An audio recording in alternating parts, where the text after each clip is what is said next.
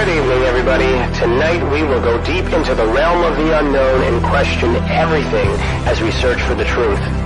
We will explore the possibility of countless phenomenon within the ultra spectrum, and together we will learn that it is all connected.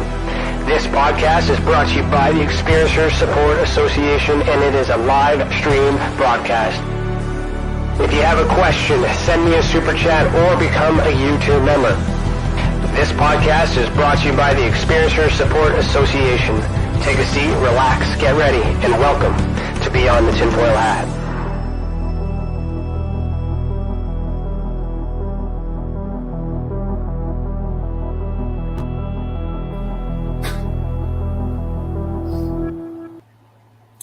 Hello, everybody, and welcome to Beyond the TinFoil Hat. Today is Thursday, August 25th, 2022, and I, Ryan Stacey, am your host this evening.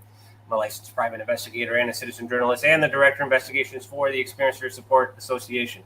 I'm also the former national chief investigator for MUFON Canada and the former international field investigator trainer for MUFON in general. Welcome to the channel, and thank you for joining us this evening. Tonight's theme is paranormal research and an author. Our guest for season 4, episode 28, is Alex Matsuo. Matsuo? Am I saying that right? Okay. Alex Matsuo is a paranormal researcher, social media influencer, and author. She's the founder of the Association of Paranormal Study and runs The Spooky Stuff. If it's weird, spooky, unusual, scary, macabre, I don't know how to say that word. I never know how to say that word. Or haunted, she wants to write and talk about it. Alex was recently seen on the third season of Haunted Hospitals in episode 12 titled It Followed Me Home. The episode can be seen on Discovery Plus. She has also been seen on Travel Channel's Most Terrifying Places in America. In addition, she is the host of the podcast called The Spooky Stuff.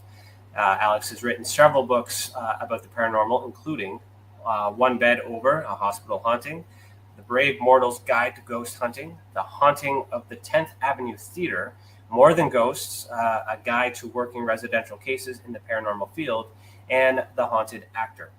Her upcoming book, The Hamptonville Hauntings, will be released September 2022, which is right around the corner.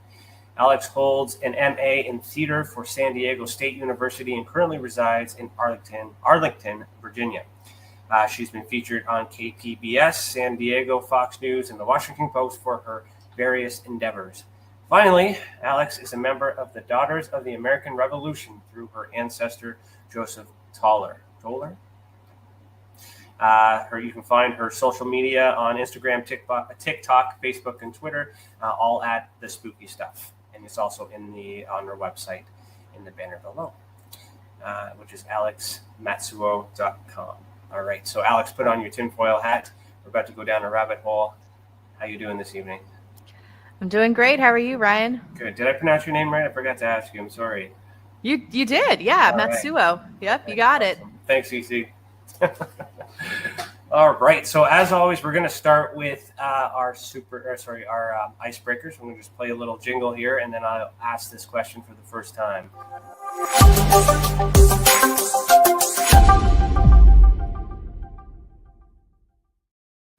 All right. So this icebreaker question is brought to us by Stacey, who runs EA for us, Experiencers Anonymous, which is this weekend, I believe, Saturday. No, next weekend. Coming up. Someday. It's on the 31st, right? Yeah, it's coming up. Anyways, so this question is, what is your perspective on ethereal entities attaching to objects? As an example, haunted dolls. Well, that's a good one. Well, considering that I own a haunted doll, more as an experiment than anything. So I have mixed feelings about it. Now, whether I think there's something like a person attached to my haunted doll, I'm not sure. Now, if it's more of like an energy imprint, which is kind of more what I'm leaning towards these days, and yes, absolutely. Especially if there's an object that somebody loved in particular, like a doll, so or not even just loved, but spent a lot of time with. I feel like their energy can imprint on there, and we can pick up traces of their personality and who they were. Actually, yeah, she's actually hanging out right behind me on the bottom shelf. So yeah, so I have mixed feelings about it because I on one hand I would be a little depressed to think about my soul being attached to an inanimate object for the rest of my afterlife. Now, could a piece of me get attached to it? I guess, sure. Yeah, but yeah, so I've been experimenting with a haunted doll for a little over a year now, and it's been interesting. It's been interesting. It's really molded my it's really molded, or I guess maybe even debunked some of my previous assumptions that I had about haunted dolls. Yeah, it's been an adventure. I'll put it that way. I have not had any experience with any haunted dolls, but the idea terrifies me. I'm not a fan of clowns, so if there's any like haunted doll clowns, I'm not going to be anywhere near that. Yeah, That'd be like terrifying. How would a doll become haunted in the first place? So, like, how does that start? Like, I know you mentioned, like, is it the residual energy? Is it always like that, or does it have to belong to the person who owned it, or could it be attached by another entity? Like Chucky, for an example. That's a haunted doll. A very haunted doll. I would almost say Chucky is possessed, though, Yeah. which would be a different realm in the spooky stuff. Yeah. So because I decided I wanted to buy a haunted doll just to see. Because that's what all the influencers were doing. That's all the kids were doing lately, and I was like, let's just give this a try.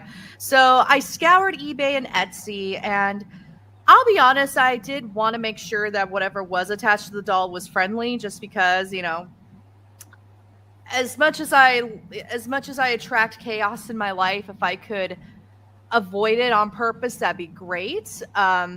Especially since I have I have cats, I have a fiance, I have a lot at stake, so I didn't want to invite anything that could potentially cause harm. So I leaned in on the story with my haunted doll is she's haunted by an old woman who used to be a baker during her lifetime. And I'm like, okay, grandma, basically, I'm grandma who liked to bake pies. Okay, I'll take her. If it's going to be haunted, that seems safe. Yeah. Yeah, that seems like the most viable option. So I bought her, and and I started doing communication sessions with her using different things like a spirit box, an app on the computer called Phasma Box, Echo Vox, EVP sessions, just turning on a recorder and just letting it run and talking to Madison and see what comes through. And of course, this is all ghost theory. I'm not going to be able, I haven't tried. Could put Madison under controlled conditions in a lab and see what happens. If any scientists out there want to collab, I'm open to that. But it seems like that's Madison. Madison was named after the old woman, that elderly woman that supposedly haunts her. I find that old lady Madison is a very small part of the experience with that doll, and I've picked up. It seems like there are at least 2 or 3 other personalities that are attached to her. So I'm like, well, what did I buy here? Now they're all friendly. They're all very friendly. But it is a little chaotic when I try to do communication sessions, because they all kind of come through, which is weird. It's always the same, 3 to 4, 3 very dominant voices and a 4th very quiet voice that occasionally comes in, who I think is actually Madison. Yeah, it's been interesting, and I set boundaries when she arrived, but so far so good. I mean, nothing's flying off the walls, and everyone's healthy and happy, and yeah, it's interesting. You just have the one doll, the one haunted doll? So okay, so I have a haunted doll. Who are the other 3? So I'm just counting. Yeah, that's what I'm wondering. Okay. I think one of them is French, because sometimes French comes through, and that's regardless of whether it's the spirit box or the echo box or an EVP session. And I speak a little bit of French, so So I can carry on those conversations as best as I can. One of them is definitely French, and male. And then there's another female that comes through. And then there's another, I think it's either someone who's more gender neutral. Because I can't really quite, because their voice is a little bit deeper, but it's almost like a very butch female or a very, or a male with a very high pitched voice. Like, it's really hard to quite pick up on it. And I'll get like a gender neutral name like Chris. And I'm like, well, and I have a gender neutral name too. I mean, it's Alex. I mean, you could be female or male or whichever, we identify with. So I'm like, okay, well, this is a little tough to pick up on, but then I'll occasionally pick up on Madison, and Madison's like the least dominant of that group, and I have to be very insistent. I'm like, hey, I want to talk to Madison. If Madison could come through, that'd be great, Otherwise, I have my 3, man, woman, possibly another male, female. It's hard to tell. So, can you ask them? I've tried, and it's always a very ambiguous answer. So it's almost like it's just, we are, or we just are. And I'm just like, well, that doesn't help me. So, so yeah, it's an experience. Although I've noticed if I don't engage with Madison, well, I have Madison in a very in a spot in my office where because we're talking 3 to 4 spirits, where they can kind of like survey everything and see everything. And because I noticed when I put Madison on the top shelf of right here, like she would keep falling off. So finally I put her on the bottom shelf and she's been fine. So sometimes one of my cats will sit in her lap. So I'm like, okay, good. Y'all get along. That's good. I was going to say your cat's probably knocked it over, but I'm sure you probably ruled some of that out a few times. Yeah, at least with the top shelf, because the shelf here, if you put if they try to jump, the shelf would fall. So, yeah. So I'm like, well, all right. But I put Madison on the bottom, and that might be why Madison wants to be on the bottom, so that the cat can sit in her lap.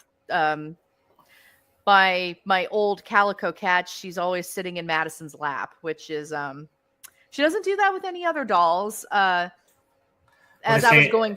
Animals can feel the energy too, sense it, right? That's what's believed. Yep. Believed, key word there, not proven, believed. Yes, I like that. Specific. Yeah, I have to be very careful with how I word things too, because at the end of the day, I can't prove any of this. So I always try to say this is what people believe or claim or alleged, because I also don't want to be harmful and be talking in absolutes, especially since I do work on residential cases. So I do come into people's homes and help assess things that are going on. And a lot of times I don't think the place is haunted. A lot of times I'm like, hey, we need to get a home inspector in and check the wiring, and we need to check on your HVAC system, we need to check for vermin. All the normal stuff that a lot of people don't, well, they do think about it, but then they don't do it. And I'll never forget the ones, there's been a couple stories actually. The most prominent one, I think it came out of Indiana, where this girl thought that maybe she had a ghost because, she would see things written on her bathroom mirror after she took a shower. Things were being moved. Things would go missing. And then come to find out that somebody had broken into her apartment and was hiding in her closet for weeks. And I'm like, that is terrifying. That is terrifying. Absolutely. That is more. I'd rather have the ghost, Yeah. Because they're in the shower. You leave the door unlocked because you think you're alone. That's creepy on all levels. They go out, they do that, then they come back and hide. That is very creepy. Yeah, extremely. Yeah, like I said, I'd rather have the ghost than an actual living person in my apartment. And when she found him, he was wearing her clothes and talking about how pretty she was. And meanwhile, she's messaging her boyfriend on her phone. She's like, oh yeah, thanks. I'm glad you like my shirt, and I'm glad you like my top. And she's texting her boyfriend, call 911 right now. Yeah. Jesus, I cannot imagine. Yeah. Lock the doors, everybody. That might check your closets. Wow. Yeah. Okay. I want to learn more about your like this experience with, I guess, hearing these voices, if you will, or hearing the phenomena, because I'm still trying to understand the haunted doll aspect. So I just bear with me for a minute here. Mm-hmm. These other voices or other entities, if we will, were you hearing them before you got the doll? No. So I do a lot of baseline checks. Okay. So when I was tracking the package with Madison, I just kind of did some baseline communication sessions just to make sure that I wasn't picking up on something that had always been around, or, I'm just looking to see what the changes were. And I mean, I'm not a science person, but I was like, well, I should probably take a baseline of seeing what is coming through currently on I was primarily using Phasmabox, which again is a program on the computer. It was like $20. It's cheap compared to some of this other equipment that's out there. And I find it to be the most accessible. Unfortunately, if you have an Apple computer, it is not accessible. The program only comes in Windows. And so did a couple baseline just to see like, hey, who's around. And I hadn't started collecting anything really at this point. So, I mean, I had a Ouija board, but it was like brand new in box, still in the plastic wrap from Spirit Halloween. Cause I love Ouija box lore. I love the mythology behind Ouija boards. I mean, I have one hanging out right next to me. Just chilling. So I hadn't really started collecting anything at this point. So, and anytime something new comes my way, I try to do baseline readings beforehand, just to do a temperature check. So after Madison came through, I gave it about a day to adjust, get used to surroundings. When Madison arrived, she had rosemary around her neck, which, depending on your beliefs in like kitchen magic, using different types of herbs, that sort of thing. Specifically, rosemary is used for, rosemary's been used in a bunch of stuff. Some people use it as like a smudge stick, or for smoke cleansing. I've seen it been used as like protection, cleansing, which when I saw the rosemary around her neck, I was like, wait a second. Why are we putting a cleansing and purification herb around the haunted doll's neck, So I found that to be a little perplexing, but it didn't seem to affect things too much. And it was in like a little tiny little jar. But I think it was meant to go on around the doll's neck for travel, to make sure smooth travels. It doesn't pick up anything else. There's so much that can be used for, rosemary. But, I took the rosemary off and let her sit for about a day and a half. And finally I was like, okay, let's do this little communication session. And actually the French guy came through pretty quickly, like pretty aggressively. And I actually recorded a few of the first sessions with Madison. I actually put them on my YouTube channel. And one of the questions that I asked the doll, and it was actually, this one's on my YouTube channel. I asked, what's my name? And the name that came, so I go by my middle name for anyone who's not familiar with me as a person. My middle name is Alexandra. I go by my middle name, but my first name is Catherine. And when I asked the doll, what's my name, Catherine came out, and I was like, okay, that's yeah. And that was a female voice that came through and said that. So I was like, okay, this is interesting. Yeah, and of course I did the stereotypical YouTube reaction of, but I was genuinely surprised because I don't hear my first name coming through very often. So yeah, That'd be interesting too. I'm kind of a similar situation, but that hasn't been tested for me. Nobody knows. I use my first name's different, but that's besides the point. Mm-hmm. So I could understand where that's coming from, and it would be weird because that's like not a lot of people know that. I would ask questions like, "What's my social insurance number?" Like something, something along those lines that nobody can get, right? So what's interesting with what I'm hearing though is that nothing happened until you received the doll. So not only is this doll possessed by one entity, there appears to be multiple that showed up at the same time. So how is that possible? It's one object but multiple energies? Or is that just a coincidence? Other things else come into the room? Like how does that work in your mind? I think in some ways, everyday objects could be like a beacon for spirits. But I also believe in the idea that, and I've been doing a lot of research on the parapsychology side and metaphysical theories and whatnot, and I've become very well acquainted with spontaneous apparitions. So spontaneous apparitions are essentially an apparition that you could see from the living. So like if I'm going through an extremely traumatic moment and I like in like this room and I needed to get my fiance's attention who's in the other room, with a spontaneous apparition, I could project my consciousness to him to tell him, hey, I need help. This has been documented quite often with like car accident victims. Like if someone was in a car accident and their grandma from across the country like sees their grandchild and they call their kid and saying, hey, you need to check on your kid. Something's going on. This has been, documented quite a few times. I feel like this is really going down the rabbit hole with theories. I almost tinfoil hat. I know, right? So I feel like our maybe consciousness or our energy can almost be like fragmented.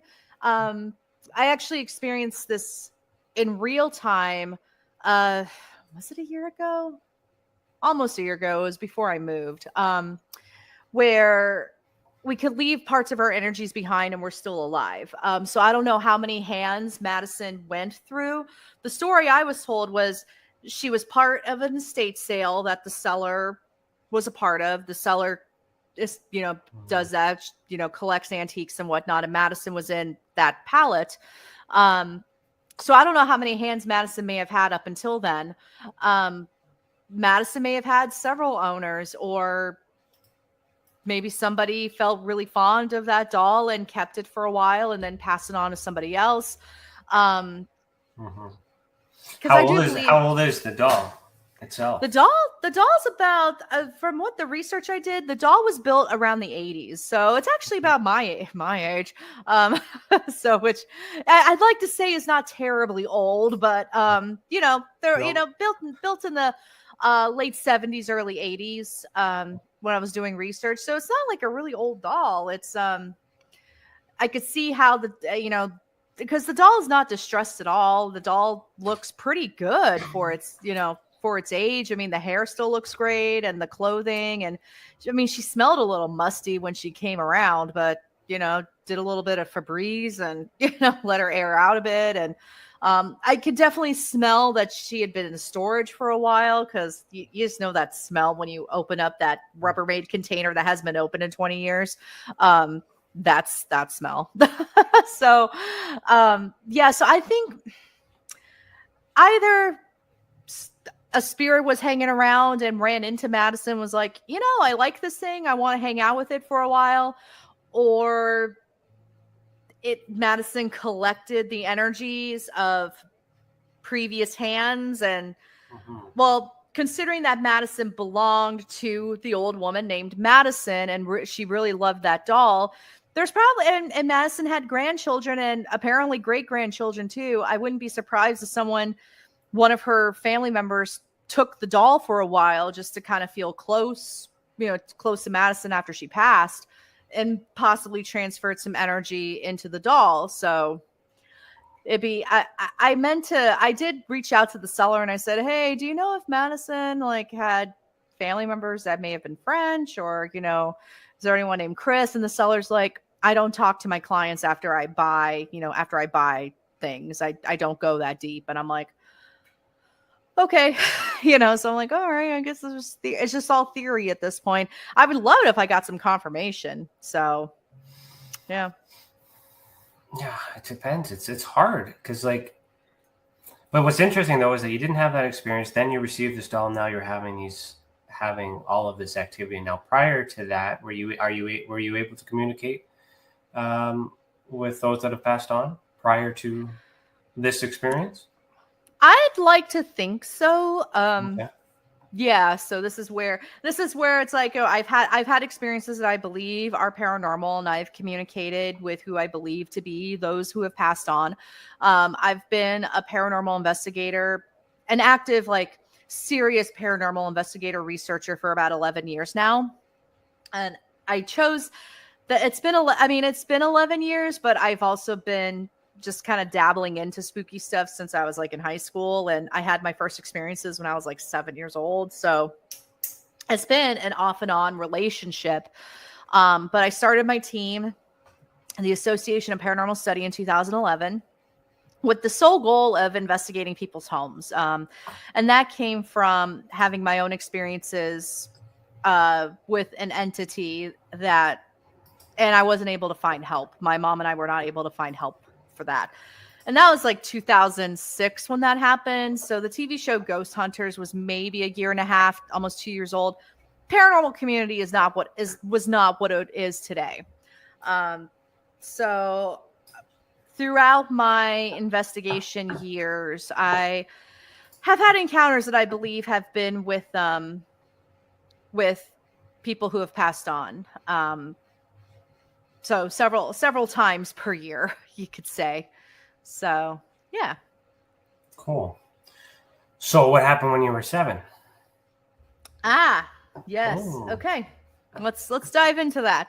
Yeah, so I used to spend my summers in Kentucky, in this really small town in the tri-state area of Kentucky, which is right deep into Appalachia. If you go across one bridge, you go to West Virginia. You go across the other bridge, you go to Ohio. So this is truly my family would, whenever we visited family, we'd go have pizza in Canova, West Virginia. And then if we wanted to go for ice cream, we'd go to Ohio, to Ironton. It's very much we just hop states, it's fine.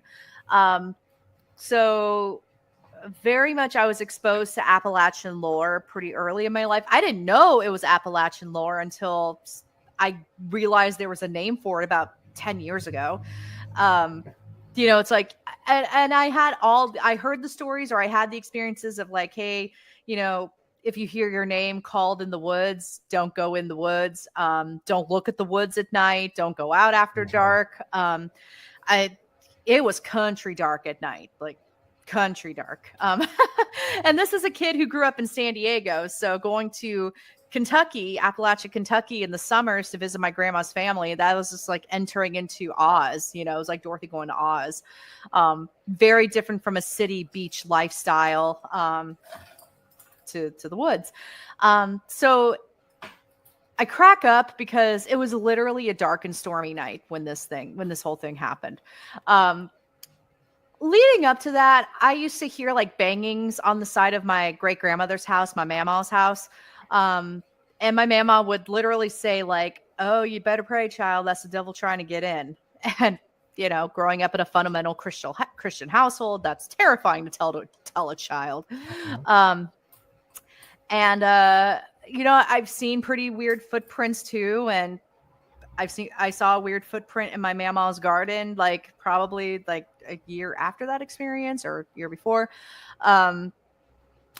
So there's a lot of spooky stuff happening in this area of the world. And dark and stormy night, I look outside, because I, living in San Diego where it's sunny and in this like low 70s, 365 days out of the year, you don't see rain a lot. I didn't see a lot of storms very often. So I was looking outside because I'm like, this is really cool. I didn't know it could rain like this.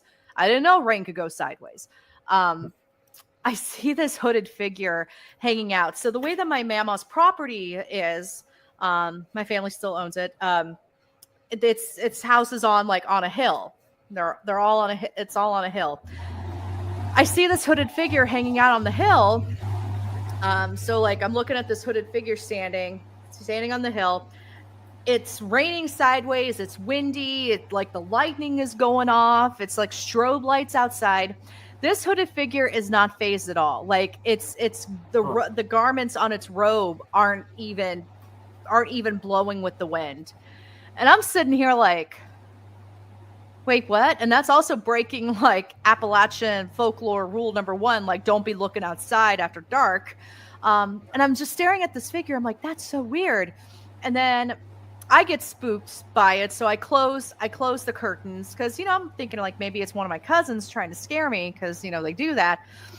I open the curtain, I look again, and the lightning flashes, and I can see that the hooded figure got closer to the window. I'm like, okay, close the curtain again. And I'm like, did it get closer? I open the curtain again, and it's getting closer and closer to the window. And I was like, okay, I need to stop looking outside. So I rushed to the bed that's right, it's next to the window. And this is a house it's not the fanciest house. The mattress I was sleeping on, literally, like, it didn't sink when you sat in it. It tilted. And the way the sleeping arrangements were, I was a little bit spooked in the dark, so my mama would sleep with me at night. And whenever my mama got into bed, the mattress would tilt and my body would slide, but she would stop me from sliding off the bed. So I go to the bed, I put the covers over my head. I'm freaked out. The mattress tips. And I'm thinking, oh, thank goodness Mama's here. I slide completely off the bed. Like there's nothing there there's nothing there that I could see that would be causing this bed to tilt. And as I'm looking up the mattress, it just goes, like it just goes right back to where it was. Like it's like something had gotten up and walked away. It was the spookiest thing that happened to me as a 7-year-old. And that was probably my first glimpse of, ooh, that's cool. I was like, oh, that's cool. But whoa, that happened. It was like that mix of being really excited. And then that mix of like, what just happened? It's interesting because it affected like an object in real time too. Because you can almost think that maybe you saw this, if it was a person, then yeah, they're braving the storm. But like as you mentioned, with the garments not even moving, right? So you would think with a very busy storm that you would at least see that. So that's a very good point to make, that perhaps they weren't in that dimension or in this other dimension in which you were able to see at a young age. And then so the entity wasn't on the bed though, wasn't anywhere near the bed. That was something separate. The bed moving. Yeah, it was just the weirdest thing. So I don't know, like, and at that stage too, like. I think I was about 1.5 years, maybe 2 years. Actually, it might have been less than that. Since my grandfather had passed away, and he and I were very close. We were extremely close when he was alive. And a part of me was wondering, like, well, maybe that was him just to reassure, like, that we're okay.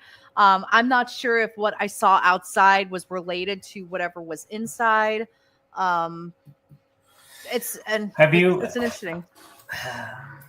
Have you ever had witnessed any poltergeist activity? I don't think so. At least not from myself. Although I was pretty hormonal and pretty like going through trauma, especially throughout my teen years. So anything weird that did happen, I wouldn't be surprised. I did have a really minor incident. I mean, actually, I say minor, but it could probably spook the average Joe. When it was in the house that I had basically grown up in. but it was my grandmother's house in San Diego. My mom and I hadn't lived there yet. We weren't living there yet. I had gone into one of the bedrooms. It had 2 twin beds in the room. It was technically the guest room. I remember laying down on one of the beds, and then something smacked my forehead. It was like something just went, while I was laying down. There was no shelves on the wall above the bed. Because we live in San Diego, earthquakes are a thing. You tend to not put anything, we don't put anything above your head. Because earthquakes, that's a real thing. So that was a bit strange. And then that ended up being my bedroom once we did move in with my grandmother. And I did have some weird, spooky things happen in that room. Like what? Throughout the years. So some of this is, where do I begin with this one? So I feel like my paranormal experiences throughout my life have been like in layers. I don't know what smacked me on the forehead when I was a kid. Could have been anything. Could have been poltergeist activity. It could have been some entity hanging out around the house. So let's see. It was my senior year of high school.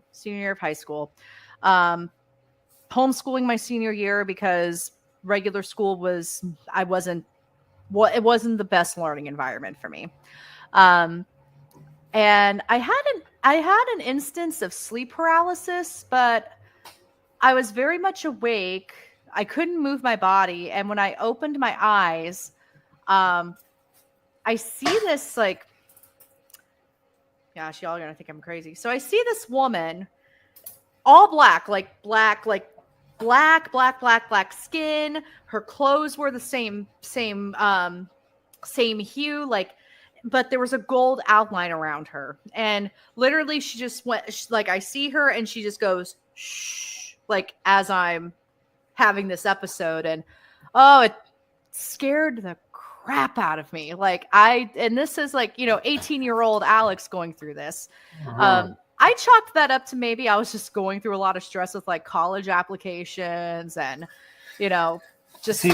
That's why I asked the poltergeist question, because you even mentioned hey, to defend it, I guess, if you will, the hormonal aspect of your life, because so you obviously understand the alleged association between having these emotions and then creating a poltergeist phenomenon of the psychic ability from ourselves. And so the reason why I asked that question is because I was thinking that perhaps seeing that figure for the first time, the bed moved by you because it was terrifying. And that could have been the first time you moved an object, which happens to be a very large bed for a 7-year-old. That is a huge psychic ability. Yep. What do you think? Is that possible? Oh, 100%. I think that could be possible. And even with my experiences after, that are depicted in One Bed Over, even to this day, I wonder, was this just me processing the traumatic experience that I had? And now, granted, my mother also experienced similar activity. She didn't visually see it like an entity, but she saw objects moving and everything. I saw an actual person. She saw, if the person was knocking something over, I would see the person and the object being knocked over. My mom would only see the object being knocked over. So, and that with that car accident, it was a very traumatic experience. I almost didn't make it. And I put a whole chapter about it at the end of the book where I basically try to debunk myself, because I wanted to be a little bit balanced with this book and not just, hey, this is me dealing with a spirit attachment. It was, okay, was this me processing the trauma? Was this me processing survivor's guilt that I managed to personify into this entity that looks just like the guy who was in the trauma room with me who didn't make it, that kind of situation. Yeah, I have actually always wondered that, whether that was some sort of poltergeist activity, was it all me in the first place, Well, so. it can be measured. That's what I'm saying. So have you and I'm sorry you had to go through that traumatic experience, but you were able to write a book about it, which is, I'm sure, very, very helpful for yourself and others. Which is that one of the books that we're going to talk about, or is that a previous book? Yeah, so One Bed Over, that's my most recent release. This book came out in September, October, fall of 2022 was when this, or 2021 when this book came out. Yes, that one. Okay. I put that book out after the Haunted Hospitals episode aired because I wanted to, so while Haunted Hospitals did a great job telling my story.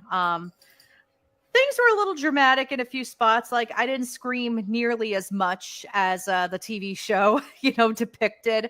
I wasn't just in my wheelchair like a screaming banshee every time something moved. I got a little numb to the whole thing. At one point, I was just like, okay, this is a thing. Yeah, so I put the book out just to make sure, but I didn't know that Haunted Hospitals was going to do a good job telling my story. Like, I hadn't seen the final episode, and I was like, I should just put this out. I should just start writing this just in case. And they did a good job, but they couldn't put everything in. Like, this was an ordeal that lasted for about eight months, and my segment was only about 20 minutes. So, there was a lot that they couldn't include. In my opinion, they did include a pretty dramatic encounter that happened, but that wasn't like the encounter that, that was really the most terrifying. They chose this moment when my mom and I were at home, and it was like this. It was almost like a sonic boom happened in the house where everything just kind of, like, anything that was on the walls, anything that was on shelves just like fell off. Like, the TV show Haunted Hospitals, they depicted it as things were falling off the walls like one at a time. And, the actors playing my mom and I were like, bah, bah, very like lots of screaming, when really it was more like a sonic boom type of thing. And keep in mind, we live in San Diego. There's like 5 military bases around us. So it was a legit, like, okay, was this a thing? But my mom got spooked and she started reading from the Bible and could literally, like, the entity that I believe either was me or a conscious entity started laughing when she read from the Bible, and my mom witnessed this. So,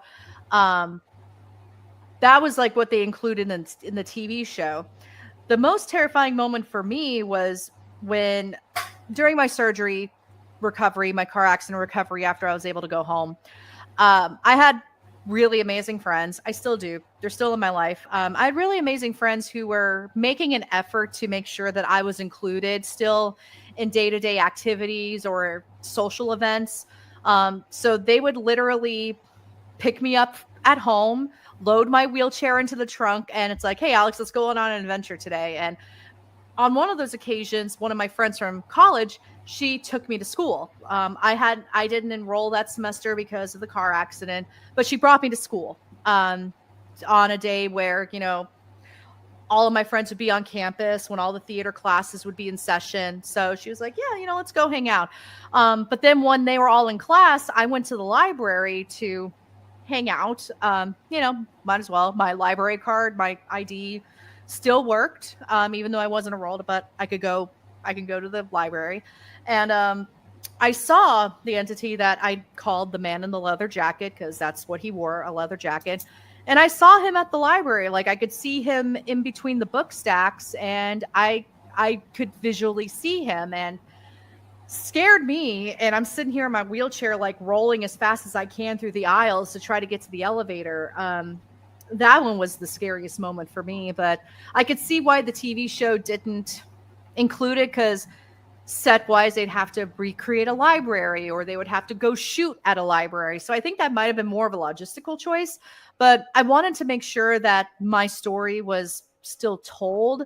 The full story could be told. And people who watched the episode, a lot of them did read the book afterwards, and they were just like, oh, holy cow. Like, there was a lot more to this than the 20 minutes that we saw on Haunted Hospitals. So, yeah. Okay. Wow. Well, 20 minutes is a good segment too, because most screen time is like 5 minutes. So that's huge. What episode is that? Season what was that again? It was season 3, episode 12. Episode 12, and it was called "It Followed Me Home." Yeah. Yeah, I think that's what it's called. I think that's what the segment's called. So yeah. I didn't realize it's been season 3 already. So when Haunted Hospitals started, I did some research for them for Haunted Hospitals #1, season 1. And I connected them with a few experiencers that were on there in season 1. Mm-hmm. And it's just now 3 years. Time has gone quite the bit. Okay, so I'm tracking that your mother was able to see these entities as well. And your did you say mama, your grandma? We have my grandma, who is my mom's mom, and then we have my mama. She's my grandmother's mother. Okay. On the same lineage though? Like, so your mother, your mother, then your grandmother, then your grandmother's mother. Mm-hmm. Lucky enough to have all of them alive still today. So that's fascinating. Yeah. Well, unfortunately, they've all since passed, but I did have all of them at one point, which a lot of people didn't get that, So. Did your grandmother and your grandmother's mother, were they able to see any paranormal entities? I'm not sure about my grandma. My grandma was a very straightforward person. But my mama and my mother were very spiritual, metaphysical. Man, my mama told me some of the best, these would be great Southern Gothic stories. But she swore up and down that they happened. And my mama was born in 1911. So she was exposed to a time period in America that, she saw, she was born, I want to say about a month or so after the Titanic sank. So, it's kind of crazy that my great grandmother was alive, just existing as a baby during that time. But, she saw, I don't know how far back her memory went, but World War I, definitely the Great Depression. My grandma was born in 1930. So, apparently my grandma's family were making moonshine for the Kennedys. Apparently they had run-ins with the Hatfields and the McCoys too, in the moonshine business. But my mama told me some really interesting stories that we would consider to be Appalachia folklore. It's very old gods of Appalachia, stories that she was telling me. So I'm inclined to, and my mama and that whole side of the family, they also are free will Baptists, which is it's the closest thing to Pentecostal you can get without the snakes. Free will Baptists are a whole level of Christian spiritual lore. And like I said, it's they're one step away from handling snakes, but speaking in tongues is a thing. They're very spiritually charged. And so, I could see my grandmother not falling for that. And my grandma was very much a rebel in her time. She was married. She got married really young. She had her first kid when she was 17. Left that abusive marriage, met my grandpa. My grandma was really the rule breaker because in the 50s, my grandma marries a Japanese man, which post World War II, that's a pretty bold move to do, especially a decade or so after World War II. My grandpa literally had to wear his military uniform whenever he would visit, anytime he actually left the base, because that was the other thing. He was also stationed at Wright-Patterson Air Force Base in the 50s. So we have the whole alien side of my family too. That is crazy. All connected. It's all connected. It's all, but it's all in that same area because where my grandmother grew up, they're about an hour away from Point Pleasant, West Virginia. So that's a whole other thing to Mothman. That whole, yep. Oh yeah. My grandma's brothers used to, go in their pickup trucks and go Mothman hunting, in the 60s and 70s. That was big news. That was huge for them. So, And considering that's when my grandma's prime adulthood would have been, because my grandmother and her brothers, there was a bit of an age gap between them. So I could see my grandma looking at all of this and being like, nah, I don't know. But then my mother's spiritual path still perplexes me to this day. My mom was very conservative Christian, but she told me that, she dabbled in the occult when she was pregnant with me. But when I was like, okay, what are we talking about? Occult here. She was, and keep in mind, fundamental Christian. She was like, oh, I dabbled in the occult. I used pendulums and dowsing rods. And I'm sitting here like, okay, I wouldn't really consider that like devil worship or the occult or anything like that. I'd see more of that as divination. But also my mother was a Reiki master,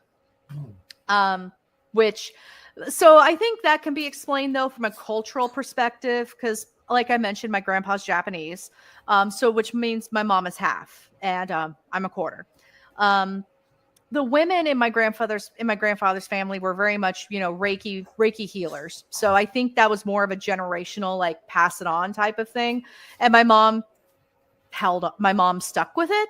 Because anytime I got hurt, my mom would use Reiki on me, and I didn't even know it was Reiki. She didn't name it.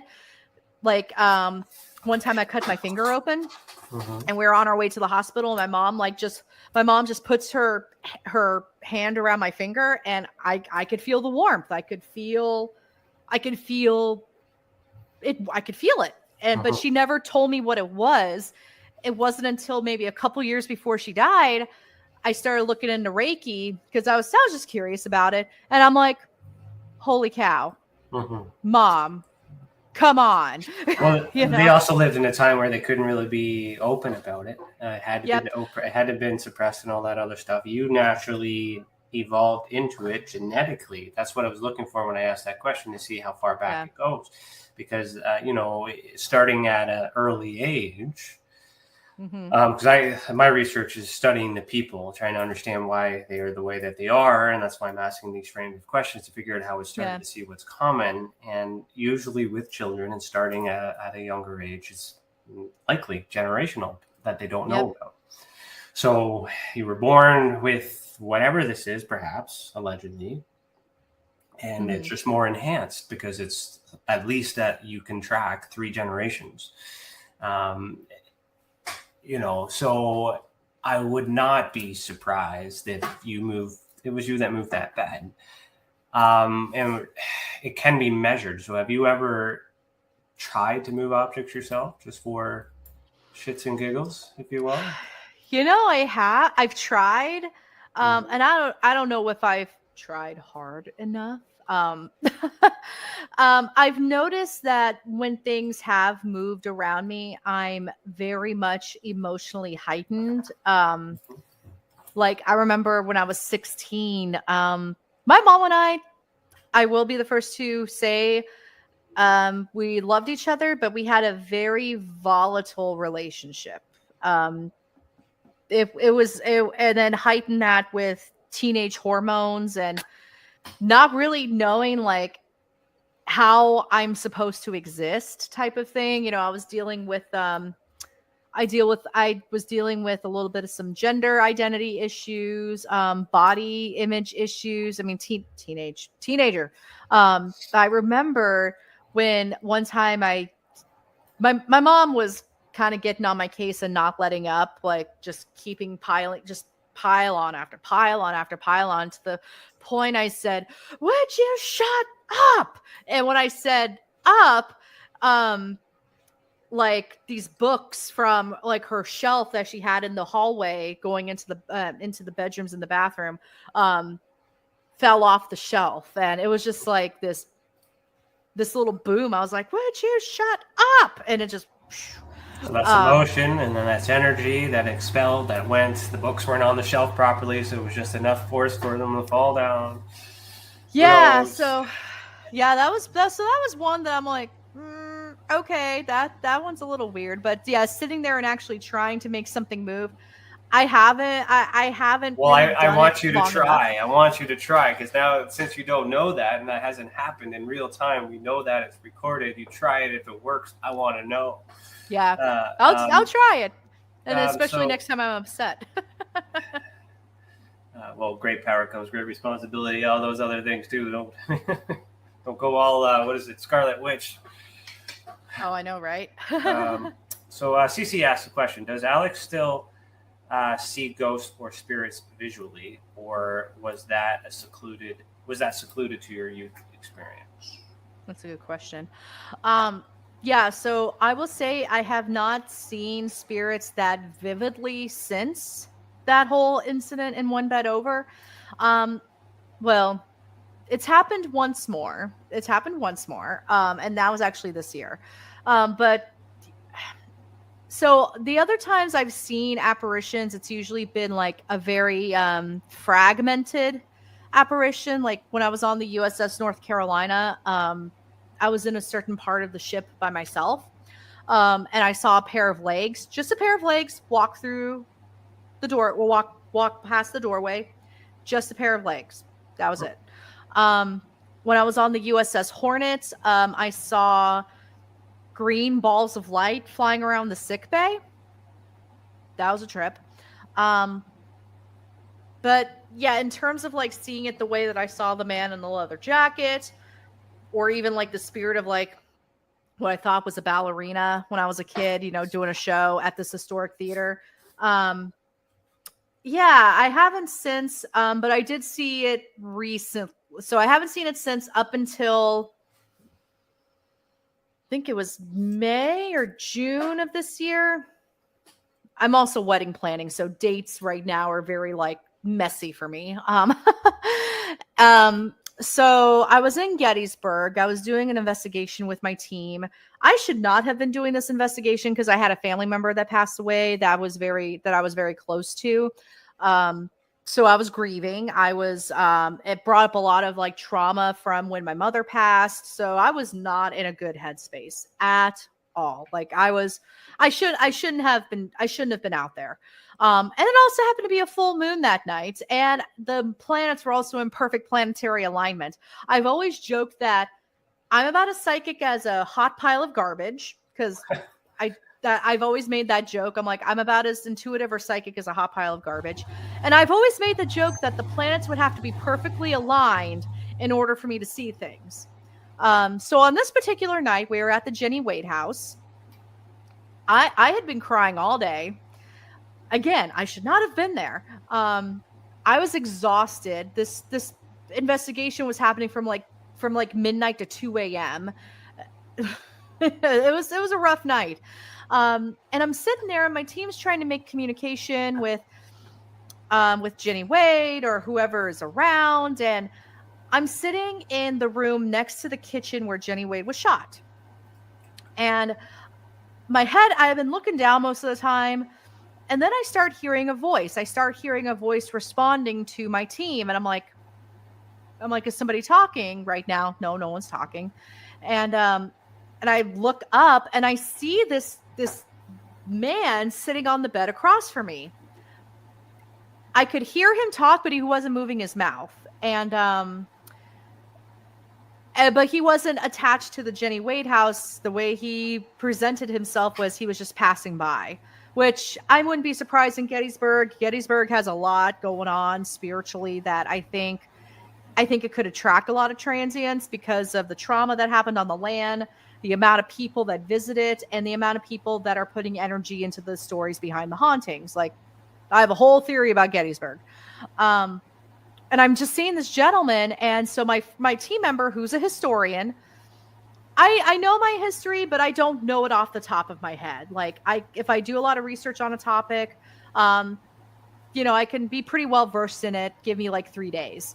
But in this case, this man seemed to be from like the 20s or 30s, which would have been about 50, 60, 70 years after the battle.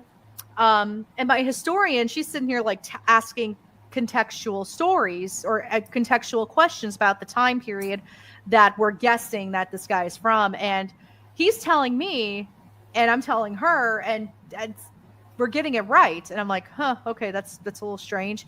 Yeah. So, and he was just passing through, nothing connected to Gettysburg at all, except that his granddaddy fought in the war, but he was on the wrong side. Like, he was just passing through to check it out. And I thought that was a little weird and interesting. But that's been the only other time. And in that situation, I was going through extreme emotional stress, exhaustion, and see, it's stress, it's trauma. It's definitely you. You can yeah. So there's the pattern right there. Okay, so we're gonna pause right here, but we'll continue after a message from our sponsors. If you're listening to the audio only version, head over to youtube.com/the Experiencers Support Association.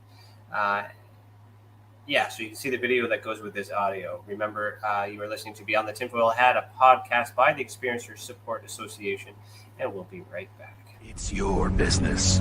It's your property. Your assets are worth protecting. Blacklight Investigative and Surveillance Services specializes in patrolling and inspecting residential or commercial property against fire, theft, vandalism, terrorism, and illegal activity. People and buildings are monitored to prevent crime. Keep your property, your people, and your assets safe from threat. Our elite staff are dual licensed private investigators and security guards. Blacklight Investigative and Surveillance Services. Go to blacklightiss.com.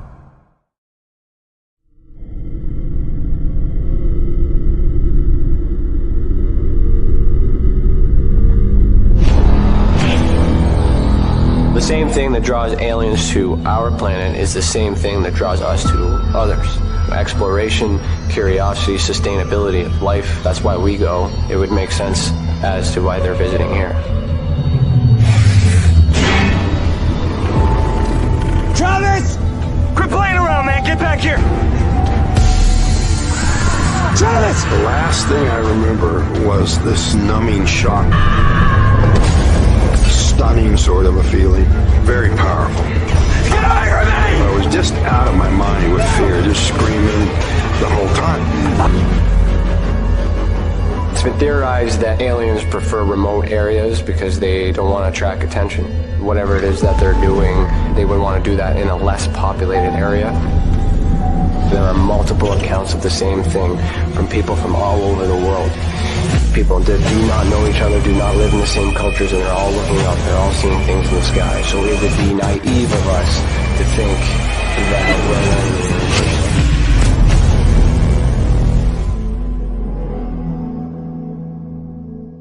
we're Ryan is one of Canada's leading new UFO investigators.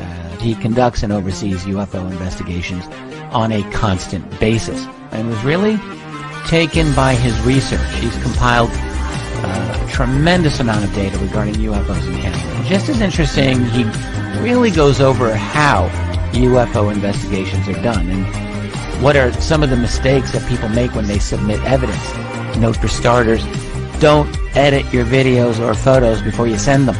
If you want to hear more follow-up conversation between Ryan and myself, you can go to richardolanmembers.com, where we have a candid conversation on ufology, the paranormal, and more. And remember, while we learn and grow and search for the truth, let's be good to each other.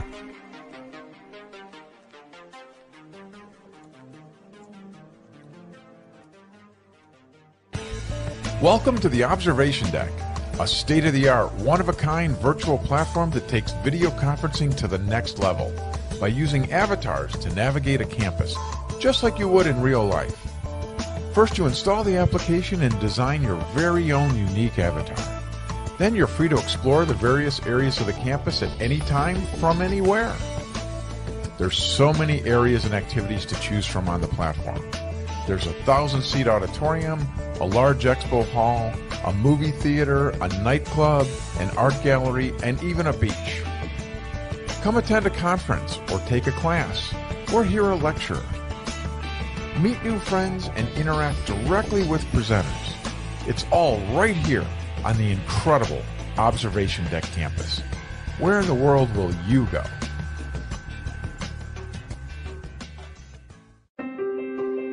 Have you ever wondered, or maybe just thought to yourself, if there were others just like you? You know, people with extraordinary abilities, psychogenic advancement, and perhaps unique intuitions. Maybe you just wondered if there were other people who experienced unimaginable, unexplained, or even unusual and paranormal events. Are there people who have more questions, more fears than answers? Well, you're not alone. You've never been alone. We believe you. Sign up for EA today by going to tesacan.org/EA. That's TESACAN.org/EA.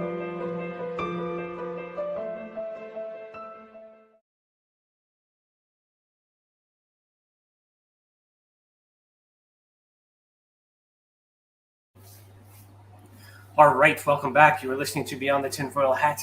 Have you ever experienced an unexplained event involving the paranormal, UFO, extraterrestrial, Bigfoot, Dogman, or any other paracryptid? Head over to our website, www.experienceyoursupport.org, and submit a report. Let the others who have already reported be that example that proves we are making a difference. If it wasn't for those reports, we would not be able to do what we do, and for that we thank you. If you want to get one of these cool hats here, you can get it from tinfoilcap.co, and every purchase goes to support the Leak Project from Rex Bear. So thank you, Rex, for giving me this Marty McFly tinfoil hat. All right. How you doing, Alex? Doing good. How are you? Good. Okay. I'm interested in investigations.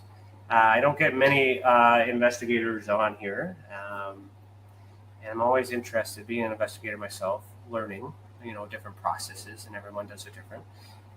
So what does an investigation look like to you? Someone calls you, like from the moment you get a call. Walk me through that. Yeah. So when somebody contacts me wanting me and or my team, usually me and my team, to come in and do an investigation in their home, we will direct them to a form that they need to fill out online. So this would be on my team's website. And we ask things like name, address, your basics, but we also ask questions like, has the cops ever been called to your place? What sort of medication are you taking? And, tell us more about what happened leading up to the paranormal experience, and just try to get as much of a picture as we can. Mostly because we want to make sure that our presence would not be more damaging. Because, we do get people who are dealing with various illnesses, especially mental health issues. And a lot of times they'll want to lean, and I'm not saying this as a baseline for anyone who's dealing with mental health issues or mental illnesses. This is just the ones that contact us in particular. They'll sort of look to us for validation that it's something paranormal and not something that they need to get treated. So it's important to me to make sure that we rule that out, because we don't want our presence to cause more damage or prevent them from saying, well, because sometimes just talking to us is validation of like, well, I was talking to ghost hunters and I don't need to take my meds anymore for schizophrenia. Like, we've actually had that happen, and we're like, whoa, we did not say that, Yeah. So we try to, in that initial beginning stages, we do try to keep a paper trail as much as we can, just in case, because, paranormal teams have been sued in the past for damages and, causing emotional suffering. And, we want to make sure we have our bases covered. And then after they fill out a form, if we feel like we can move forward, we will. And usually my case manager will then interview the client to determine, do we think that they might be lying about what's going on, or could there be something else happening? We do ask on the form if they're open to having their haunting being debunked. And if they say no, it's not that we won't take that case, is we'll be very cautious when we take that case, because ultimately they don't want to. Sorry, go ahead. Oh, so we just want to make sure that who we're working with at least has an open mind, and not just looking for us to validate something, which is always fun. Mm-hmm. No, that's interesting way of asking too, because you can kind of get an idea of what outcome they're looking for. Mm-hmm. And if they want to believe, there's nothing you can do to tell them that it's not that, because they're going to argue with you, which makes the investigation a little bit harder, especially when you're putting in your time and your resources. Yep. So I appreciate that question for sure. Okay, what happens next? Yeah, so if they pass that stage, then it comes to me. Like I'll do the initial screening and passing it on to my case manager. But other than that, I'll be hands off and I'll let my case manager work their magic, because most of my case managers, majority usually have a background in mental health. So either they're a licensed social worker or they're a therapist, because they can give me the best picture of the situation. I don't have that expertise. So I let them handle it, and they're the ones who really assess, like, is it safe for us to move forward with the case? Do we believe that they believe what's happening? Because we've had people flat out lie, and we're like, okay, well, do they believe that what's happening is paranormal? And if they don't, then we're like, we're not going to waste our time. Because then it turns into a safety issue. Like, well, why are you calling us if you don't, if this is just BS?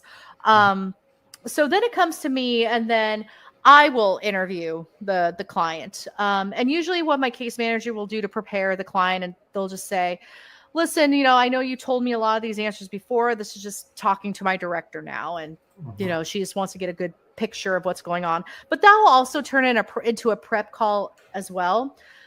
So what we'll usually do is we'll schedule like an initial visit where me and maybe my case manager, or even me and maybe my psychic medium that I may or may not bring in, depends. We'll visit the house because I want to make sure that the location is safe for my team members. I've been to some houses where it was like an episode of Hoarders, and I'm like, yeah, we can't investigate your home. I'm sorry, or we will come, but you need to you need to clean up a little bit, or, just making sure that the area is safe for us. Depending on what the client needs sometimes. So we range it between do they just need someone to talk to? Do they just want to, we get a lot of people who just want to tell us their story, which is great.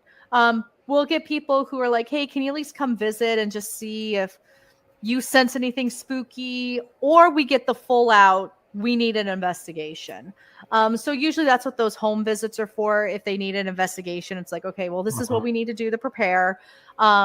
We also survey the town, because usually we're traveling out of town. I'm like, okay, is there a hotel nearby? Is there a food source nearby? That sort of thing.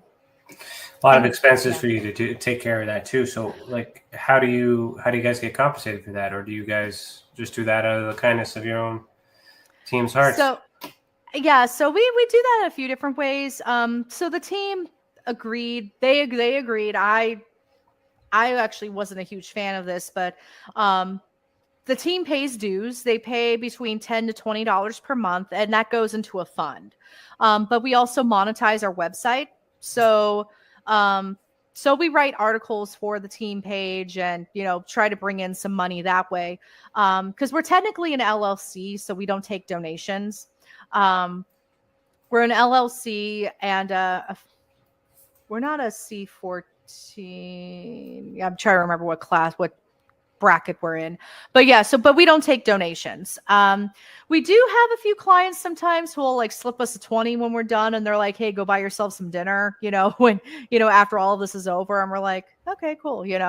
We'll quietly take it if they really insist. But other than that, we just do it out of the kindness of our hearts. We pay our monthly dues, and we've done business things too. We down in Fayetteville, North Carolina, a couple years ago, we did ghost tours for a month, and we were paid by a radio station to do that. And that covered our hotel, our gas, our travel. And that was purely a business relationship. But we took that money, we put it in a fund, we put it in a bank account. And so now we use it for if we need team shirts, travel expenses, or we've had times where we've had a team member go through really, financially difficult times, and we'll take a vote. And it's like, hey, can we help this team member with their phone bill? We'll do it to help each other. And for me, like, I don't mind pouring my own money into the paranormal, but I am glad that that fund is there so that my team members can enjoy that as well.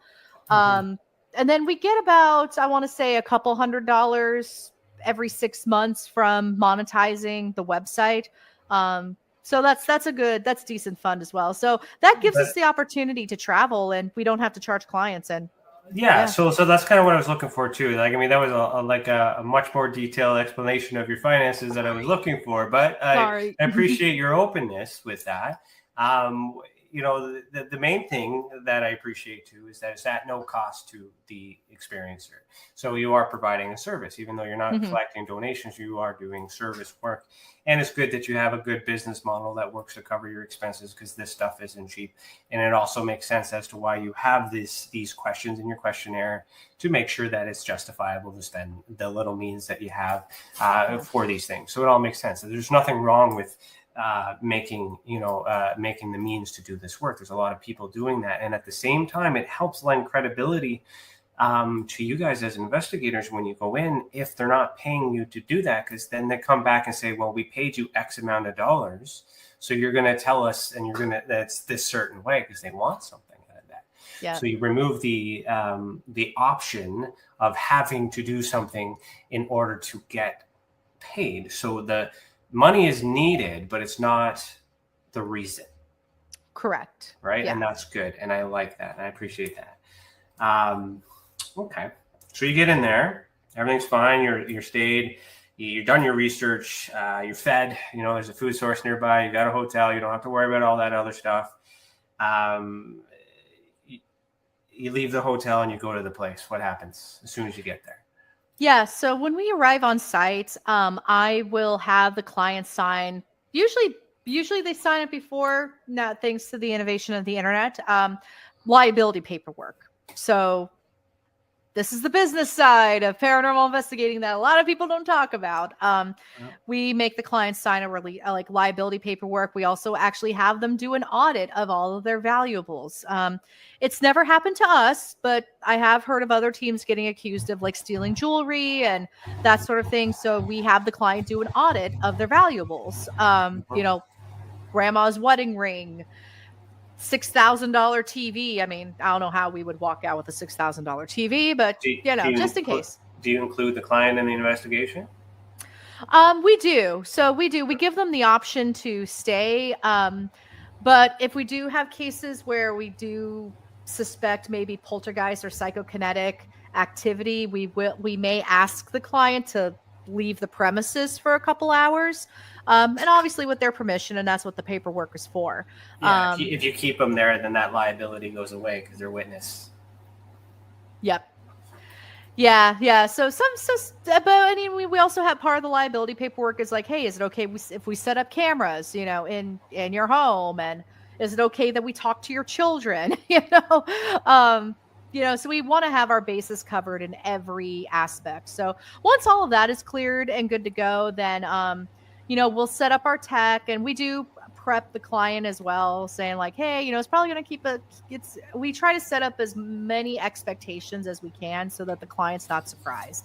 Because that's where sometimes people get in trouble, is they don't set up the proper expectations. And it's like, well, wait a minute, I brought you here to investigate my home, but you've spent 2 hours setting up cameras. We just want to make sure everything is good to go. So we'll set up the equipment.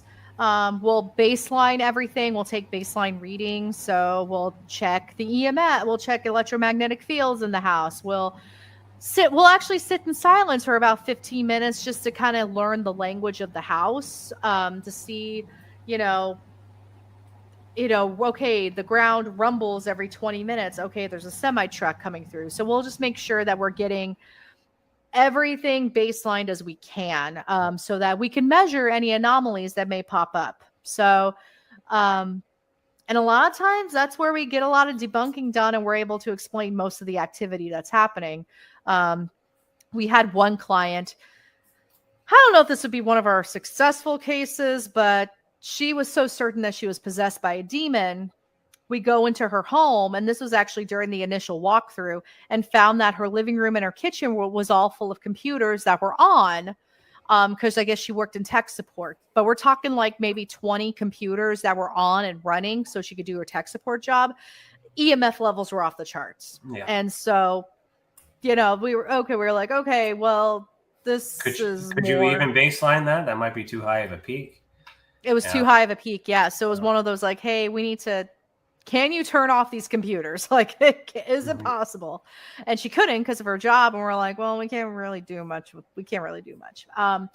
But we'll have other situations where, we'll go in, we'll do the baseline readings. We'll find the EMF is very low or non-existent.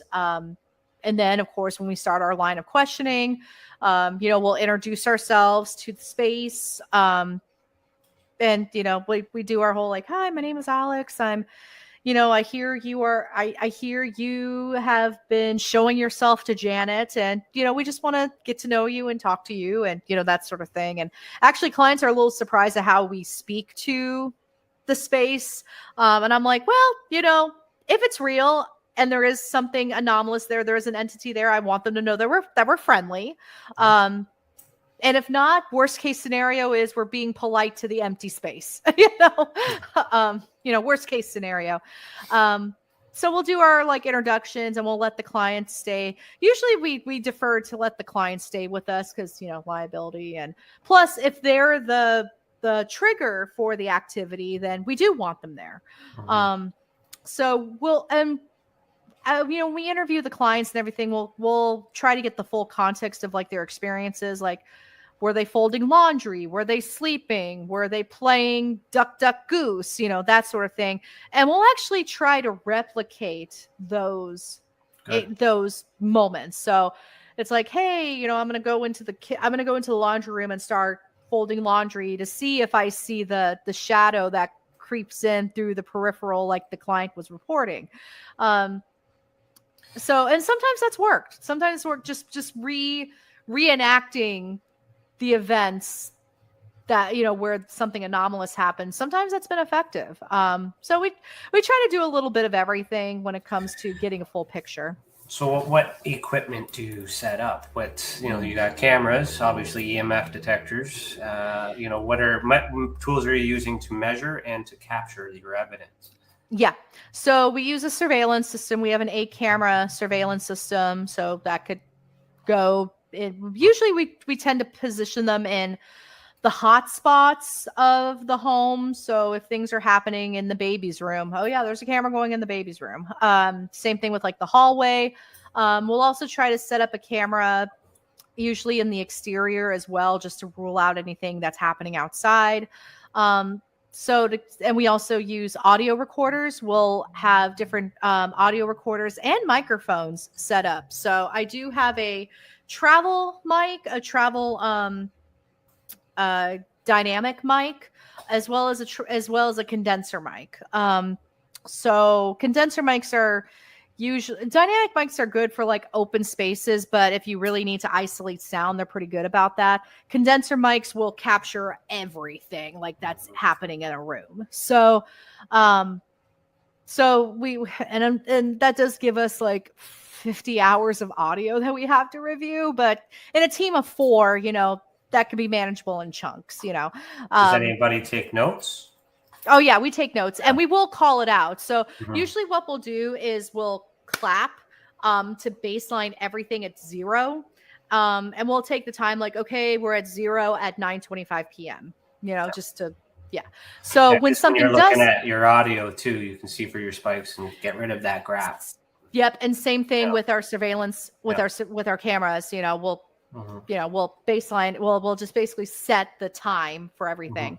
And so when things are happening throughout the evening, we usually we keep, notebooks with us. So it's like, okay, I thought I heard a voice at 9:26, then we can go back and check the audio. And we label everything pretty detailed, like with everything with the room, like condenser mic, baby's room, or dynamic mic, baby's room.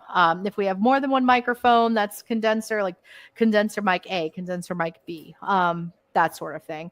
So yeah, we'll call it out like, okay, make a note, 9:26, we heard hello coming from the baby's room. So it's like, okay, well, let's go take a look and see what was happening at that moment. And then, we'll have EMF meters to, I always say when it comes to equipment, like EMF meters, REM pods, anything that's motion activated, we're measuring the changes in the environment. We're not capturing a ghost. Then that's something we'll tell the client as well, because they probably more than likely have seen the equipment on TV. Mm-hmm. And the way that it's presented to them on TV is, oh, we're using this to capture like evidence of a ghost. And we say, no, we use this to track changes in the environment. Same thing with temperature. So we have temperature guns that, will point to see, cold the spots. Changes in temperature, cold spots, hot spots. Mm-hmm. So we'll use the occasional like REM pod where, it is motion activated. If you get close to it, it'll start to blink and go off. I like REM pods. REM pods are interesting. They are. Yeah, I know a lot of like skeptics really talk down to them with false positives and stuff. But I'm like, but it's still tracking something, whether or not we agree it's something like a spirit. They're still tracking something. Like if there's a change happening in the environment, we need to see what that change is. Now, when it comes to like the spirit boxes and, ITC based communication, we tend to, if we do use it, we will be very honest with the client of like, none of this is proof that ghosts exist. We're just trying this out to see what comes through. And we've had a couple of interesting things. There was one in particular where the client's house that we were investigating, her ex had taken his own life. And her ex in life was a ghost hunter. And so we decided like, okay, so she was already familiar with that world. So I was like, you know what? I'm just curious. Let's get out a spirit box. I'm curious. And, we addressed this gentleman. I'll call him John, just for the sake of consistency. And, I was like, John, let's give this a try. You know what this is. You know what we're looking for. And oddly enough, we were getting a very prominent male voice coming through and having a conversation with this male voice. And it was very clear. It was a very coherent conversation. And we were keeping track of the radio sweeps, because we wanted to make sure that we weren't talking to like some random radio host on 95.6, and making sure that any responses we were getting through, it wasn't happening at a specific, on a specific station. So we were keeping an eye on that. Do you have the cycle forwards or backwards? So we have it go backwards. Forwards. Because if it goes backwards, the chances of you having a legible word or an audible word is less. Yep. Because and we do the same. Moving forward, you're likely to capture a fraction of a word that's being said on the radio. Exactly. Yeah. And even when we use the Ovulus, primarily the Ovulus 3, which we don't own ourselves, but when we do run into it, we're like, ooh. We'll use it in reverse. Because they said that says words, right? Yeah, but we use it in reverse phonetic mode. So, so we don't even use the word bank, because that can be programmed, and 9 times out of 10, the word demon's going to pop up at one point. That's just how it is.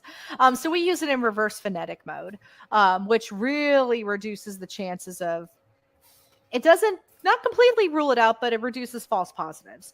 Because not only are you in phonetic mode, but you're moving backwards. So, so we'll try to set up expectations, just with like, hey, this is just ghost theory. We're not exactly sure what we're dealing with. And sometimes we'll even try to use, and of course the device's name is escaping me, but it's a device that tracks movement. So like if you were to set it on the floorboards, the lights will move when it senses vibrations from the floorboards.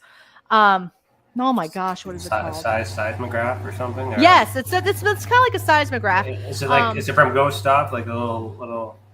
I think I might have one of those things. It might be from Ghost Stop, or I had a really good tech guy a few years ago. Then he had kids and left because he had kids. But he built something. He actually built something out of scratch for us that tracks that.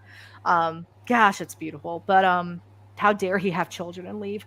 Nah, we're still friends. Anyway, yeah, so we'll use things like that too, just to, just to see what's going on there. So you do all that. What do you capture? What evidence? You've ruled everything out. What are you left with?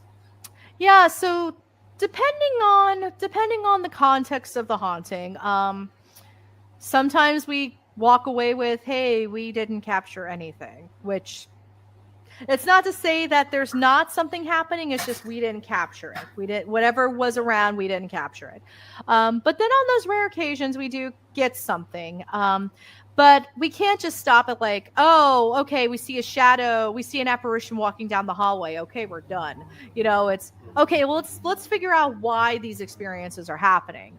So we'll usually do a full history of the property as well. Depending on the context of how the client is living in the space, like, are they renting? Did they buy?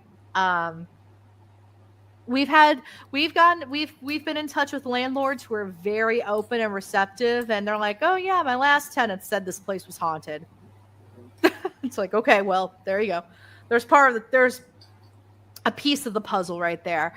But then sometimes we just hit brick walls of, nothing happened with the previous tenants. I don't know what's going on. So we'll try to, and we'll get a full, and during the interview process, we'll get a full makeup from the client as well. Like, what are their religious beliefs? Did they have anything traumatic recently happen? Did someone pass away? So usually what we'll do is we'll have like a meeting as a team to talk about, here's the experiences, here's the client's backstory, here's what we captured at the home. Let's talk theories. Like, what could this be? What could be happening? During one particular case, the client was encountering footsteps every morning at 3 a.m. and the cabinet doors would shake or even just open and shut by themselves. Well, when you tell me that's happening at 3 a.m. every morning, guess where I'm going to sit at 3 a.m. at your home? My butt's going to be in the kitchen, and the way that the house was laid out, you had the kitchen, but then to my right, I could see the hallway where the footsteps were happening that lead to the bedrooms. So I'm sitting on the floor because I wanted to see if with the footsteps, like, could I feel the footsteps? And sure enough, 3 a.m. rolls around. I feel like the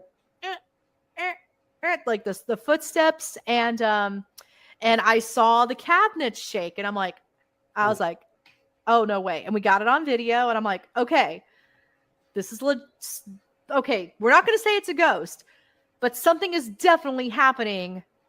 The client is telling the truth. Like, something's definitely happening. So the next night we're there, we have somebody outside at that time, because we wanted, like, is there a truck coming by? Is there a train? Like, we wanted to make sure, like, is there a plane, like, flying overhead? Like, we want to make sure that, like, is something shaking the house? We had other people stationed throughout the house of like, hey, do you feel it? Nope. Okay. Sure enough, 3 a.m. happens. The footsteps, cabinets moving again. And I'm like, okay, before we default to it's a ghost, we need to get a full picture here.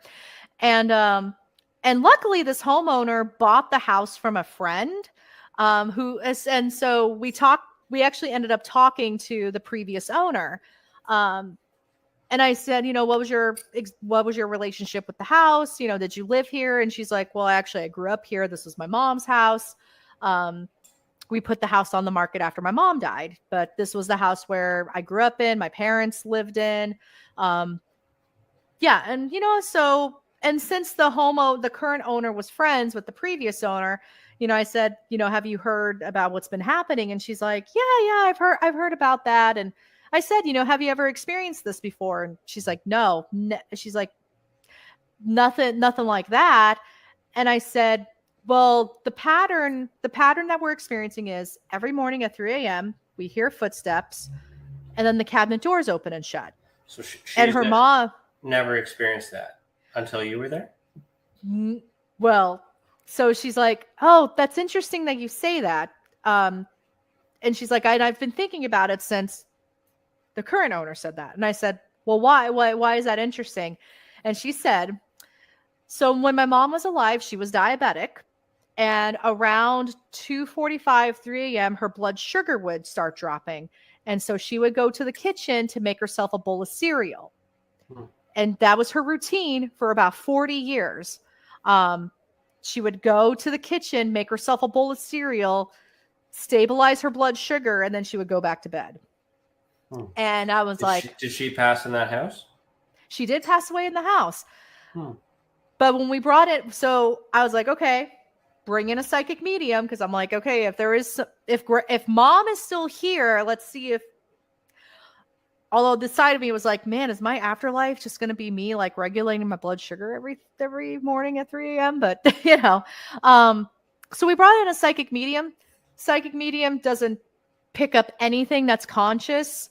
She's like, there's a lot of residual things happening here, but I don't see any. I don't pick up anything that's conscious. That's that's intelligent, that I can talk to. She's like, I have a lot of memories here, a lot of positive things.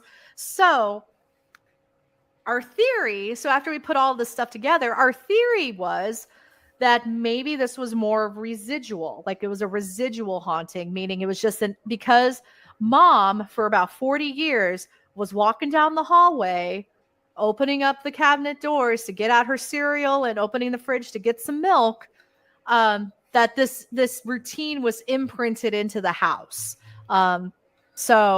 So when you were sitting there in silence, waiting for it to happen, what were you thinking about? Waiting for it to happen. The first time I was like, I'm like, oh, if this actually happens, this is going to be freaking amazing. I'm like, so I mean, what I hear is that this activity never happened until you showed up and you were there, and then it happened. So well, the activity was happening before. That particular activity, though, the one that no one else had heard about, right? Yeah, so it was before we had. That's the reason why the client called us in. So what did they hear that was different than what you experienced in that moment? Then, so if you remember. I didn't necessarily encounter anything different than what the clients had reported. So we were called in to investigate that specific spot. Incident. Okay, sorry, I must have missed something there. I'm sorry. Okay. Yeah. No, it's okay. We were called in to investigate that particular incident. And because other than that, nothing else was happening in the home, haunting wise. Nothing else was going on. It's interesting though, because like you get a report, you do your due diligence, you come in, you check, you go to the spot, because that's the lead. You're following the lead. Something happened. So whether it's paranormal, whether it's you or your team or something else, all these other possibilities that could exist at the same time, because there's not enough ways to be able to capture it definitively. It still happened in that spot. So I don't know. How does that happen? Why does that happen? Yeah. So there's a whole theory of, depending on who you talk to, there's a lot of folks who believe in the stone tape theory. And that's the theory that our external environment can absorb certain types of energies. So in a place like Gettysburg, where a lot of trauma happened from the 3 days of battle, 50,000 casualties throughout that, that the grounds absorbed that and replay it like a tape recorder. Now, if you talk to a geologist, they're going to tell you that's BS, but that's a theory. I tend to believe that I do think that energies can stick around. I don't know if you've ever walked into a home like while a couple is going through a divorce. Even if you didn't know at the time, but you can just sense the tension. You can feel it. Yeah, you can feel it. So I don't know about so much of like absorbing, but could energy stick around? I do believe in that. I do believe in that. And that's kind of where I'm at too, because like it's what we can measure and what we do know. So we do know that we are energy beings, and if we pass, the energy has to go somewhere. So if she passed in the house, that energy left her in that house. It had to go somewhere. Whether or not that energy is there, whether or not the energy is intelligent, that's what we're trying to figure out with this paranormal investigation, is whether or not it's non-human intelligence, like it's or past human intelligence, I guess, in the paranormal world. Non-human is in the ET world or UFO world, but same thing. So have you been able to be in any experiences where you were able to suggest or theorize that the energy was intelligent? Oh yeah, we have. That's so the same scenario with the ghost, with the ghost hunter that took his own life. He was intelligent. Not just that we concluded that through the spirit box, but the client's children was also, they could see him, they could hear him. So it was just the kids. So the story with that was the client and the entity, when he was alive, they had a daughter, but he took his own life while she was pregnant with their daughter. And what really prompted her to call us was that when her daughter reached about a year and a half old. Yeah, she was a year and a half old. She was starting to point and scream at something in the corner. And when her mom would ask, like, oh, what do you see? She would pull her face down, move her eyes up. And, she kept going like, that. So she called us like wondering if, there was a ghost in her house or a demon that was terrorizing her kids, or at least specifically the daughter. Like the activity was targeting around the daughter. And when we were doing the interview and trying to get a full picture of what was going on, she told us about her partner who had taken his own life. And so we were kind of exploring, like, it's sometimes doing this is kind of like throwing spaghetti on the wall to see what sticks. Because when I walked into the house, I didn't necessarily feel anything like negative. And I really go off of my intuition with situations like this, especially if someone calls demon. I'm like, there is a mood with negative entities.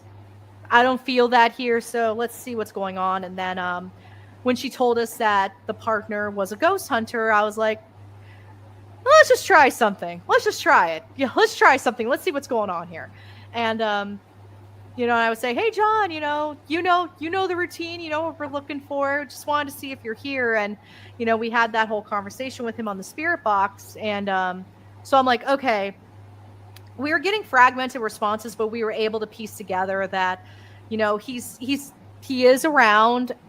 He misses his partner and he wants to be a part of his daughter's life, like in some capacity. So I'm like, okay, next step, let's bring in a medium. So I have like a bank of mediums that I kind of keep to the side of people I trust, because the mediumship community can be very predatory.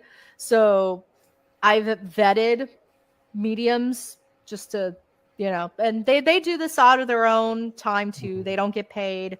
Depending how far they travel, will cover their gas.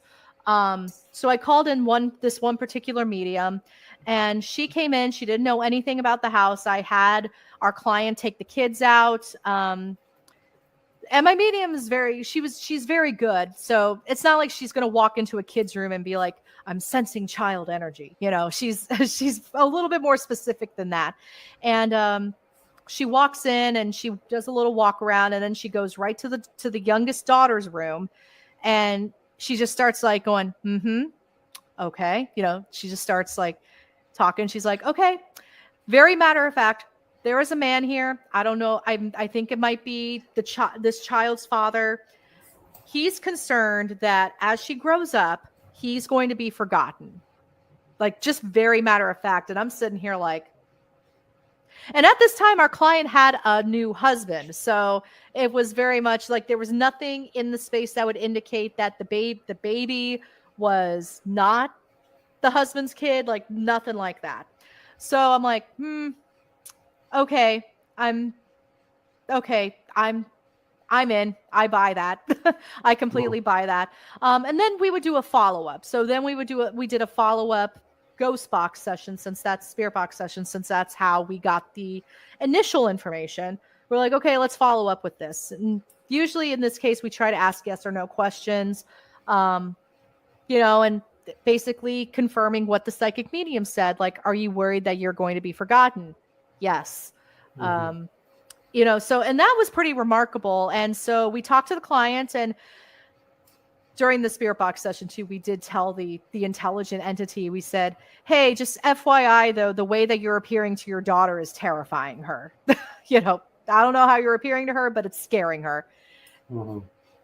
Find a way to stop it, because we're not sure if he was like appearing to her how he passed, or because even my psychic medium, she was more of a feeler, and she could hear it, but she couldn't see it. So, and we don't know how much support they have on the other side, or if they're even aware that they're doing it, or how that even works. Like there's many questions to ask if you can just communicate with them in real time, of course.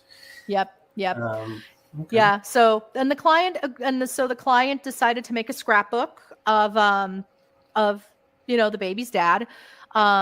Really fun, positive, photos and all of this stuff. Just to make sure that as their daughter grows up, she's going to know who her biological father is. And the activity result actually ended up reducing, going down quite a bit, at least having it not be so negative. And for me, that made sense, because he took his own life. He had regrets from taking his own life, because he was going to miss out on his daughter. And he wanted to make sure that his legacy and his memory stayed alive, and that he wasn't forgotten. So, and once we figure out like that was the problem to solve, then the client was actually very open. Well, at this point, the client was open to anything. She's like, just tell me what's going on. She was like, yeah, let's go ahead and do it. So, yeah, there was that. There's one of the sadder cases we took, but you're also providing a sense of closure too. You're changing the thought process of everybody that's involved too, helping them. The whole. And it's tough when we do these investigations. They want these answers, but we can't really give them answers, just opinions. And when you want to give their opinions, you want to make sure you have enough information so that way you give a proper opinion, so you're not liable or not hold accountable for the way that people respond to these opinions, because it's not fact in many cases.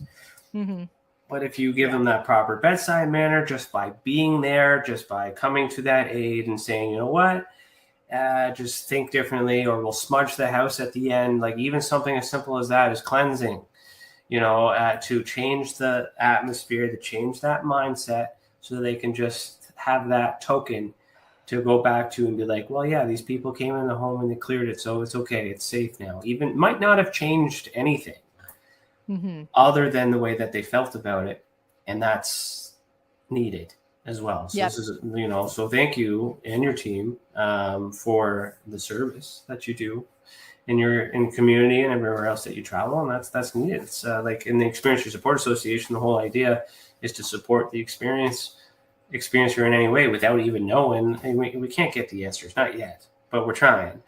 But you have that bedside manner, you have that approach, and I just want to say thanks. Good job. That's great. Thank you. Welcome. So we got a few minutes left before we end. There's a segment I normally do at the end of the show, but I was going to change the vibe. We're nowhere near that rabbit hole, so I'm going to skip that segment. We'll just keep going. When you're done so how do people find you to submit a petition or a form if they want your assistance? So what website would that be? Yeah, so they would go to associationofparanormalstudy.com. Okay, so it is this one here. Okay. Yep. And there should be a link there of that says something to the effect of like, have us investigate. I update the website, but I don't look at it that often. Yeah, I just want to just kind of take the time to help others find you if they in your area or they need you. Yep. So there's investigations. Would that work? Or... Yeah. Yep. Residential cases. So investigations, those are our public facing. But if you click on case submissions at the top, then yep. Yeah, I gotta love those ads. That's how we can make our revenue. That's how we pay the bills. That's how we pay the bills. All right. So there's your form right there. Okay. Yep. I'm going to put that link in the description there. So if anybody wants to help you guys out and go from there. So you're done cases. You got this smoking piece of evidence. What do you do with it? So we do give it to the client. Then we do tell the client to like, hey, just FYI, I do believe if you kind of obsess over something a little too much, you could attract things to come back. So I just tell the client, like, word of caution, I wouldn't be playing this on loop for like 20 hours a day, just obsessing over it. Because we've had clients inadvertently restart their haunting a bit, especially after we clear the energy of the space, and then they do everything we tell them not to do, which has happened, and it's very frustrating. So we give the client the evidence. We do tell them, though, if they do decide to, because it happens if they want to pursue a TV show, that you call us, because we do claim ownership, co-ownership of the data, because people steal each other's work all the time. So it's one of those, and it's part of the liability paperwork too. It's like, hey, any data that's collected, it's owned 50-50 by us. So we own half of it. So if we tell them, if you're going to pursue a TV show, give us a heads up. Not that we want in on the TV opportunity, but we do want to make sure that our reputation and our image is protected. And then we just keep it in the bank. If we get the client's permission, we may post it if they want us to, but we don't solicit that. We don't say, hey, can we have this to post on our website? It's more of like, oh, okay, we're going to keep this in our archives, and just in case how we have our database set up now. We have it in Google Drive, but we also have like a spreadsheet that we keep, where we will use we'll tag our cases with like poltergeist or residual energy or blah blah blah. So that way, if we run into a similar case like down the line, we can actually search for those tags and those theories, so we can see other cases that we've worked on where we may have had a similar situation. So yeah. So I'm going to do a little shameless kind of plug here, because this will kind of help you guys out here too. So on our website, if you click submit a report, and after you hit yes, there's 3 questions here. If you're an experiencer, you can make a report to us here. But if you're an investigator, meaning you already have work that's already done, the best stuff that you have, if you click the middle one, fill out that questionnaire. As the investigator, you can speak on behalf of the experiencer while holding the evidence. You still have the rights of it to submit to us for review as well, to just kind of like a double look. And if it meets our criteria, then what we do, with permission, of course, with all parties involved, so the investigation group and your experiencer. So we don't talk to the experiencer unless we need to, but we'll ask you the questions and you get us the answer. So we'll work together so you have complete control. And then we'll add it to our visual evidence database, which puts it on the map. And what we do is exactly what you don't do, but it's when we get the consent. So we put all the images on here, and they're all tagged as well. So that way, when we go to our evidence and go to event categories. So we don't have anything for paranormal activity yet, but like say beings observed, which is the category we use. Anyone that's reported a being observed, they're all here. So we get to see the patterns in the visual evidence database. So the way this is set up right now is for my work, but what the hope is to get investigating teams like yours that share that same philosophy, that has evidence to kind of go through a second check or a double check to get it to that point where we can put it on the map. That gives you in your area, extra set of advertisement too, and all that other areas and things like that. But it's how you build that database to show and compare quickly visually. Okay, so you can look at data, you can search data all you want, but if you want fast facts, we put all the stuff there too, as well as audio. So that's just, so there's a resource available to you and anybody else. And that allows you, again, to hold on to the property and then talk to me and another investigator, however that works, to, make sure that you didn't miss anything, kind of like how I talked to you tonight, and then put it out there and, see if somebody else has seen it. Because that's how it works with us, is we're hoping by putting it out there that other people see it. I saw that too, and then you get the next report, and then you get more information, right? Our reporting system's a little bit different, but with this, it's called Project Babel. So, and based on the whole idea that the Tower of Babel, once it was collapsed and we were separated, right? The whole idea is reverse, is to bring everybody back together and regulate all the data, because there's lots of investigators out there that are doing the same thing. And if we can compile our data and resources together from different places of the world, I'm in Canada, you're in America, but we're experiencing the same thing. The people are the same, right? Yeah. So that's just a resource that I want to kind of put out there. I was kind of framing towards that. And your website you have your own website though, don't you? Yes. Yep. There's alexmatsuo.com. So let's throw that one up before we enter alexmatsuo.com. And what can people find there? Let's see. Yeah. So there, so the spooky stuff, alexmatsuo.com, that's my own personal brand. Association of Paranormal Study is we're a bit rigid, and I don't want to say uptight, but we have an image that we want to, pursue as like serious investigators and whatnot. So I created spooky stuff as an area for me to be a bit more informal. I can be a bit more candid. I can say what's on my mind without worrying about tarnishing my team's reputation. So I can be a little more blunt when I review evidence or I talk about stories. And plus, I'm an author and I have a lot of books out. And so it's a place for me to talk about my books and promote what I'm working on. So it's definitely, I picture it more as like, hey, put your feet up and let's talk about spooky stuff. Whereas Association of Paranormal Studies, a bit more serious research and a bit more formal, if that makes sense. So it makes total sense. So like on this podcast, for me, on behalf of the association, I'm usually off the cuff doing a whole bunch of silly things here and there, but then I'm also doing the work, a little bit more aggressive though. I'm an aggressive investigator, but I'm in ufology though. A lot of angry people in ufology. So, okay, well, this is great. I love talking paranormal. I love talking investigations. It's been a while since I've been in the field doing an investigation, so this kind of brought me back, a bit, and I miss it.